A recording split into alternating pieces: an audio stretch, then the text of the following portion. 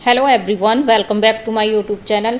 आज के इस लेक्चर में हम कवर करने वाले हैं the foreign policies of India, यानी कि भारत की विदेश नीति।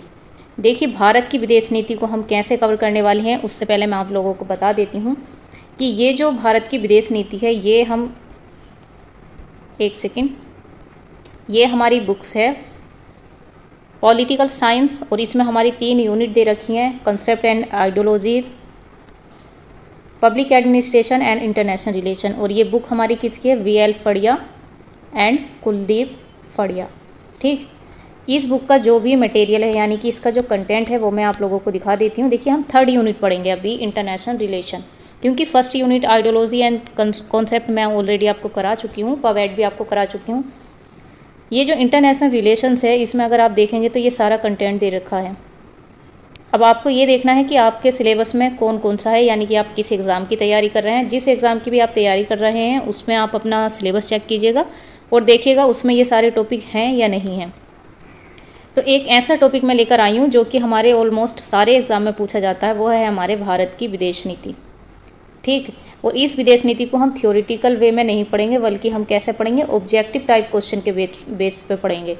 इससे क्या होगा, हमारा ये जो एग्ज़ाम है उसके लिए हमें प्रैक्टिस भी हो जाएगी कि इस तरीके से हमारे क्वेश्चन पूछे जाते हैं। तो आइए स्टार्ट करते हैं आज का लेक्चर, भारत की विदेश नीति, और देखते हैं हम फर्स्ट क्वेश्चन कि हमारा फर्स्ट क्वेश्चन क्या है। देखिए, क्वेश्चन में क्या पूछा गया है कि निम्न में से कौन सा भारत की विदेश नीति के उद्देश्यों में शामिल नहीं है? Which of the following is not an objective of India's foreign policy. मैं आपको ये बता देती हूँ कि ये जो सारे क्वेश्चन है, ये मेरे खुद के बनाए हुए हैं, ये आपको कहीं भी देखने को नहीं मिलेंगे। तो याद रखिएगा, अगर आपका कोई भी फ्रेंड्स तैयारी कर रहा है और उसके पास सिलेबस में इंडियन फॉरेन पॉलिसी है, तो उसको ज़रूर क्लास शेयर कीजिएगा, और आप भी कमेंट सेक्शन में ज़रूर बताइएगा कि आपको क्लास कैसी लगी। अब देखते हैं इसके ऑप्शंस क्या हैं। फर्स्ट ऑप्शन है इसका, making efforts for international peace and security, यानी कि अंतर्राष्ट्रीय शांति और सुरक्षा के लिए प्रयत्न करना। सेकेंड ऑप्शन है, अंतर्राष्ट्रीय विवादों को शांतिपूर्ण तरीके से सुलझाना। थर्ड ऑप्शन है, सभी राष्ट्रों के बीच समानता और आपसी सम्मान बनाए रखना, यानी maintaining equality and mutual respect among all Nations. Fourth है, आक्रामक सैन्य गठबंधन बनाना, यानी कि फॉर्मिंग एग्रेसिव मिलिट्री अलायंसेस। अब हम क्वेश्चन की तरफ जाते हैं। क्वेश्चन में क्या पूछा है कि कौन सा भारत की विदेश नीति के उद्देश्यों में शामिल नहीं है? तो कौन सा नहीं है? देखिए, जो नेगेटिव होगा वही नहीं है। फर्स्ट ऑप्शन हमारा क्या है? अंतर्राष्ट्रीय शांति और सुरक्षा के लिए प्रयत्न करना, efforts for international peace and security, तो ये हमारा होगा। इंटरनेशनल डिस्प्यूट को पीसफुली रिसॉल्व करना, ये भी हमारा होगा। और मेंटेन करना इक्वालिटी एंड म्यूचुअल रिस्पेक्ट को एमंग ऑल नेशंस, तो ये भी हमारा होगा। तो ये तीनों तो हमारे राइट हैं, जबकि हमारा जो लास्ट ऑप्शन है, फॉर्मिंग एग्रेसिव मिलिट्री अलायंसेज, यानी कि आक्रामक सैन्य गठबंधन बनाना। तो देखिए, इंडिया हमेशा ही गठबंधन से दूर रहा है। उसने अपना एक अलग गुट निरपेक्ष अपनाया था, बाकी उसने एग्रेसिव सैन्य गठबंधन तो कभी बनाता ही नहीं है। तो इस तरीके से ये क्या होगा? हमारा रॉन्ग होगा। हमारा राइट आंसर क्या होगा? Option number D. अब देखते हैं हम सेकंड क्वेश्चन। सेकंड क्या है हमारा? Assertion and reason. देखिए, आज की क्लास में आपको assertion, reason, odd one, fact based, conceptual, सारे भी जितने भी तरीके से क्वेश्चन एग्जाम में पूछे जाते हैं, वो सब मिक्स मिलेंगे। अब देखते हैं असर्शन हमारा क्या कहता है कि भारत की विदेश नीति में गुट निरपेक्षता, यानी कि नॉन अलाइनमेंट, एक प्रमुख सिद्धांत रहा है। ठीक, अब रीजन क्या कहता है कि भारत ने हमेशा आक्रामक सैन्य इलाकों में शामिल होकर अपनी शक्ति बढ़ाने का प्रयास किया है। अभी देखिए, हमने फर्स्ट वाले में पढ़ा था कि कौन सा इंडियन फॉरेन पॉलिसी का ऑब्जेक्टिव नहीं है। तो उसमें क्या था कि कभी भी इंडिया ने क्या नहीं किया? सैन्य ब्लॉक नहीं बनाए। ठीक, तो उसमें शामिल होकर वो अपनी पावर को कैसे बढ़ाएगा? अब इसके हम ऑप्शन देखते हैं। ऑप्शन है हमारे पास ए आर दोनों सही हैं, आर एक की सही व्याख्या है। ए आर दोनों सही हैं, पर आर एक की सही व्याख्या नहीं है। ए सही है, आर गलत है। ए सही है, आर गलत है। सॉरी, ये तो उसका सी का है। और डी ऑप्शन है हमारा, ए गलत है पर आर सही है। अब हम देखेंगे असर्शन की तरफ अगर हम जाएं, तो भारत की विदेश नीति ने गुट निरपेक्षता का एक प्रमुख सिद्धांत रहा है। जब हम नेक्स्ट पार्ट करेंगे, अभी हमारा पार्ट फर्स्ट है, तो उसमें हम गुट निरपेक्षता स्पेशली अलग तरीके से पढ़ेंगे, तो उसमें आप देखेंगे तो ये एक मेजर रोल प्ले करती है। ठीक, लेकिन कभी भी क्या नहीं किया है हमारे इंडिया ने क्या नहीं किया है? कभी भी कोई भी अग्रेसिव मिलिट्री ब्लॉक को ज्वाइन नहीं किया है। तो ये हमारा क्या होगा? रॉन्ग होगा। अब हमारा आंसर क्या होता है कि ए करेक्ट है और हमारा आर इनकरेक्ट है। तो इसका राइट आंसर है ऑप्शन नंबर सी। ऐसी ही क्लास में बने रहिएगा, एंड तक देखिएगा, आपको इंडियन फॉरेन पॉलिसी द्वारा पढ़ने की आपको ज़रूरत नहीं पड़ेगी। अब देखिए क्वेश्चन नंबर 3 है, भारत के संविधान के किस अनुच्छेद में अंतर्राष्ट्रीय शांति और सुरक्षा को बढ़ावा देने का उल्लेख है? Which article of Indian constitution mention the promotion of international peace and security? Article 39, article 51, article 21, article 14। तो आप सभी ने DPSP पढ़े होंगे और उसमें देखा होगा कि हम क्या पढ़ते हैं, इंटरनेशनल पीस एंड सिक्योरिटी। और ये कौन से आर्टिकल में दे रखा है? यह है आर्टिकल 51 और इसका राइट आंसर क्या है? Option number B. अब देखते हैं हम question number 4। Consider the following statement. यहाँ पर स्टेटमेंट दे रखे हैं और देखना है, नोट पूछा है इसमें या राइट पूछा है। नीचे देखते हैं, सही कथन चुनिए, यानी कि चूज द करेक्ट स्टेटमेंट। अब हम स्टेटमेंट की तरफ चलते हैं, कौन कौन से स्टेटमेंट दे रखे हैं। फर्स्ट स्टेटमेंट है हमारा कि भारत की जो यानी कि इंडिया की जो फॉरेन पॉलिसी है उसके जो ऑब्जेक्टिव में है वो क्या करते हैं, इंटरनेशनल डिस्प्यूट को क्या करते हैं, रिसोल्व करते हैं थ्रू आर्बिट्रेशन यानी मध्यस्थता द्वारा सुलझाना शामिल है। तो ये क्या है, ये राइट है। भारत अंतर्राष्ट्रीय कानून और विभिन्न राष्ट्रों के प्रति आस्था बनाए रखने का पक्षधर है, ये भी ठीक है। भारत ने हमेशा एक महाशक्ति के साथ स्थायी सैन्य गठबंधन किया है। अगर आपने 2 क्वेश्चन को अच्छे से अटेम्प्ट किया होगा तो ये भी आपका आंसर राइट होगा। देखिए भारत कभी भी क्या करता है, विदेश नीति का उद्देश्य क्या है, अंतर्राष्ट्रीय विवादों में मध्यस्थता द्वारा सुलझाना शामिल है। जो भी अंतर्राष्ट्रीय डिस्प्यूट होते हैं और जो भी इंटरनेशनल लॉ होते हैं उसके प्रति भी आस्था बनाए रखते हैं, लेकिन कभी भी किसी भी महाशक्ति के साथ कोई भी परमानेंट मिलिट्री उसने गठबंधन नहीं किया है। तो ये हमारा रॉन्ग होगा। अब हम ऑप्शन की तरफ चलते हैं कि हमारे ऑप्शन क्या हैं। देखिए ऑप्शन है हमारे 1 और 2 सही हैं, 2 और 3 सही हैं, 1 और 3 सही हैं, ये तीनों सही हैं। तो आपने देखी होगा कि हमारा 1 और 2 सही है और हमारा तीसरा क्या है, रॉन्ग है। वो क्यों रॉन्ग है?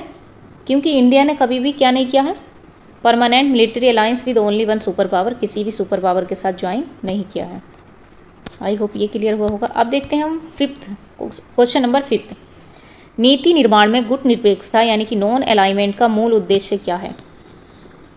What is the core objective of non alignment in policy making? केवल एक महाशक्ति के साथ जुड़ना यानी कि aligning with only one super power, सभी सैन्य ब्लॉकों से दूर रहना और स्वतंत्र निर्णय क्षमता बनाए रखना। थर्ड है हमारा क्षेत्रीय आक्रामकता को बढ़ावा देना यानी प्रमोट करना रीजनल एग्रेशन को। डी है living the membership of the United nation यानी संयुक्त राष्ट्र की सदस्यता छोड़ना। अब इसका हमारा आंसर क्या होगा?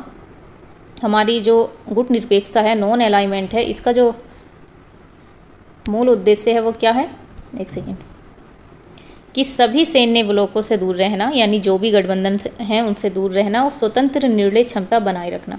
देखिए महाशक्ति के साथ जुड़ना, अगर महाशक्ति के साथ जुड़ना होता USA एंड USSR था, इंडिया किसी के भी साथ हो सकता था, लेकिन इंडिया ने क्या किया, अपना एक नॉन अलाइनमेंट बनाया और सभी से दूर रहा। तो ए ऑप्शन तो हमारा कट हो जाता, बी हमारा राइट है, क्योंकि यहाँ क्या है, स्वतंत्र निर्णय क्षमता बनाए रखना है, क्या करना है, इंडिपेंडेंट होकर डिसीजन मेकिंग करनी है। सी भी हमारा रॉन्ग है, कोई भी एग्रेशन वाली बात इसमें नहीं की गई है और ये ऐसी यूनाइटेड नेशन की मेंबरशिप छोड़ने की कोई भी बात नहीं की गई है। तो राइट आंसर है ऑप्शन नंबर बी। अब देखते हैं हम क्वेश्चन नंबर 6। क्वेश्चन नंबर 6 हमारा क्या है कि कंसीडर द फॉलोइंग स्टेटमेंट।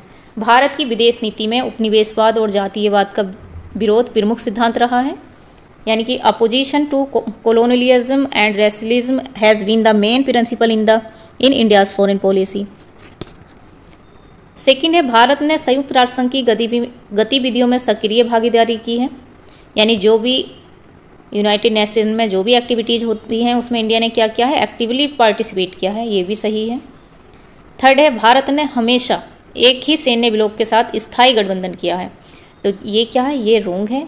हमारा फर्स्ट और सेकंड क्या है, हमारा राइट स्टेटमेंट है। तो इसका राइट आंसर क्या होगा, only 1 and 2 are correct, option number A right answer.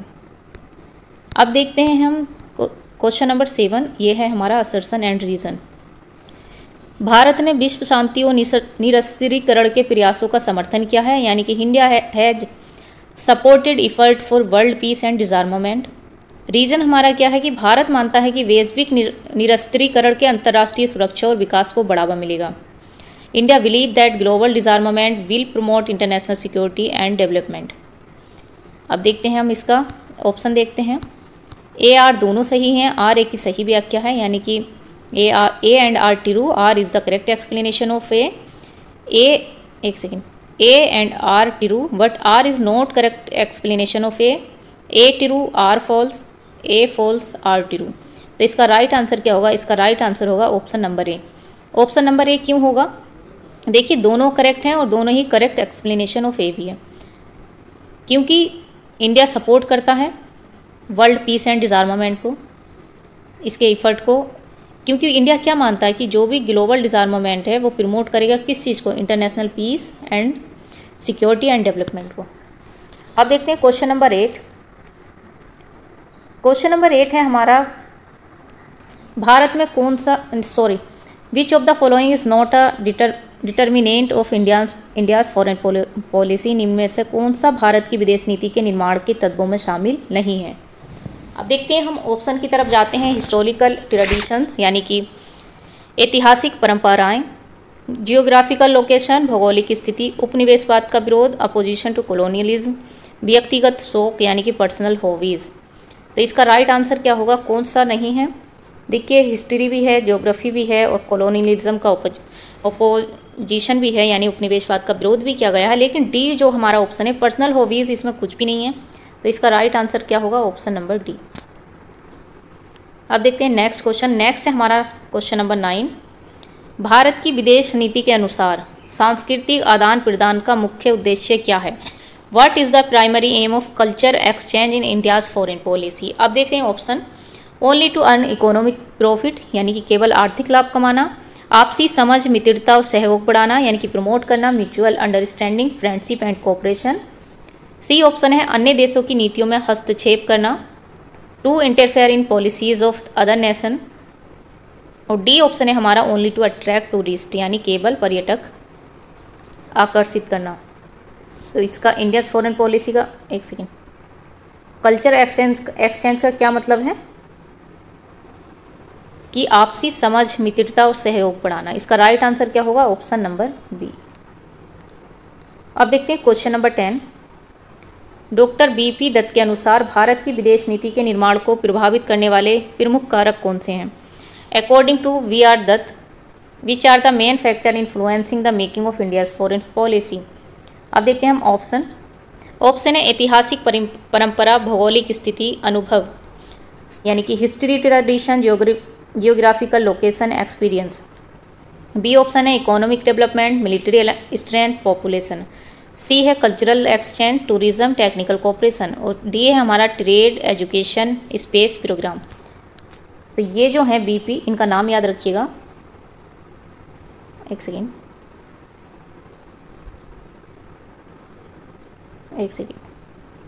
BP बीवी दत्त के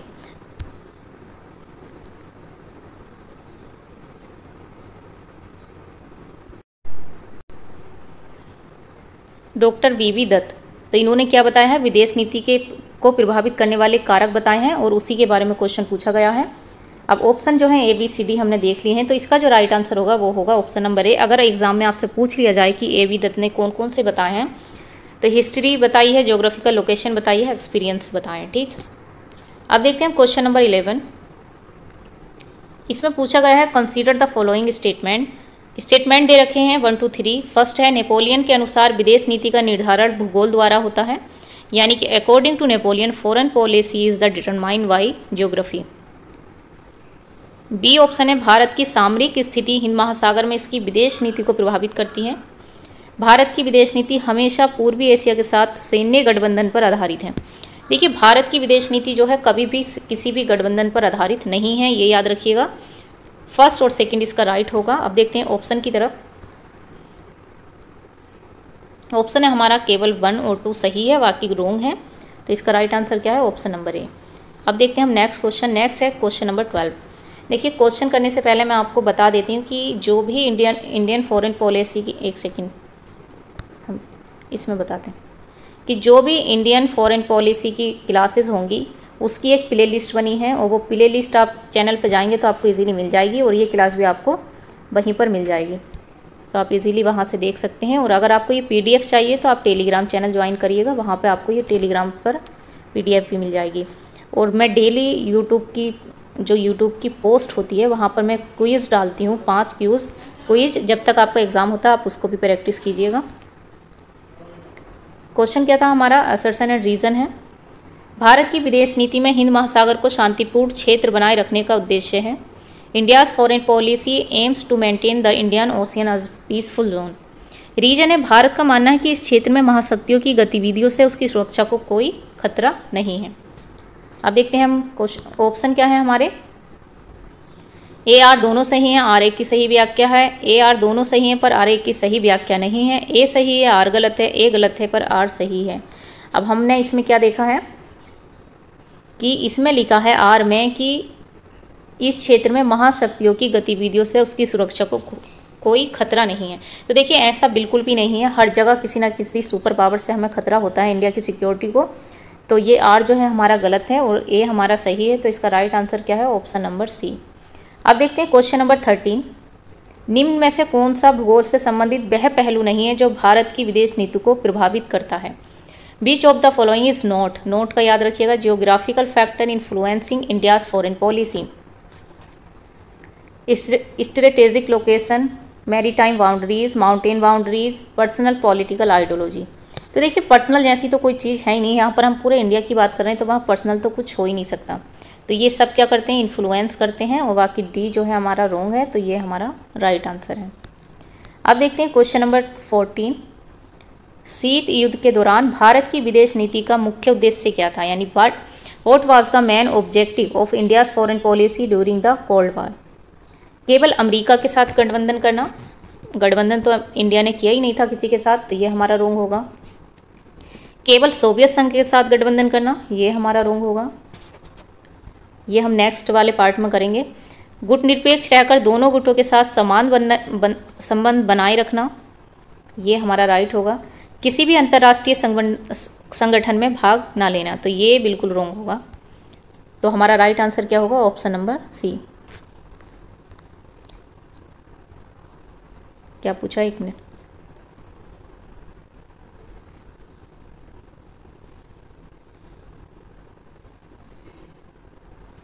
इसका ये रॉन्ग कर दिया है, ये सी होगा, ऑप्शन नंबर सी। अब देखते हैं क्वेश्चन नंबर 15। गुट निरपेक्ष आंदोलन के गठन का प्रमुख कारण क्या था। What was the primary reason for the formation of the non alignment movement. इसका मुख्य रीजन क्या था। ऑप्शन नंबर ए है कि रिवाइवल ऑफ कॉलोनियल पावर, जो भी औपनिवेशिक शक्तियां हैं उनका पुनः उदय होना। बी ऑप्शन है हमारा शीत युद्ध में महाशक्तियों के बीच टकराव और युद्ध का खतरा, tension and war threat between super power during the cold war. C option है हमारा केवल आर्थिक सहयोग की आवश्यकता। डी ऑप्शन है हमारा संयुक्त राष्ट्र से बाहर निकलना। तो इसका राइट आंसर क्या होगा, जो भी नॉन अलाइन मूवमेंट का जो मेन रीज़न था वो क्या था, जो भी महाशक्ति थी उनके बीच टकराव और युद्ध का खतरा। इसका आंसर था ऑप्शन नंबर बी, और आंसर है ऑप्शन नंबर बी। अब देखिए अभी तक हमने कितने क्वेश्चन कवर किए हैं, 15 क्वेश्चन कवर किए हैं। और नेक्स्ट वीडियो में हम आगे के 15 करेंगे। मैं आपको दिखा देती हूँ कि यहाँ कितने सारे क्वेश्चन मैंने ऑलरेडी बना रखे हैं। तो आज के लिए 15 क्वेश्चन इनफ हैं, आप इनको अच्छे से कीजिएगा। और अगर जो समझ में नहीं आए हो, जहाँ पे और भी डाउट हो, तो वो कमेंट सेक्शन में ज़रूर बताइएगा। आई होप आपको क्लास समझ आई होगी। फ्रेंड्स के साथ शेयर ज़रूर कीजिएगा और PDF के लिए टेलीग्राम चैनल ज्वाइन कीजिएगा, जो कि मैं वीडियो के डिस्क्रिप्शन बॉक्स में लिंक दे दूँगी। Thank you.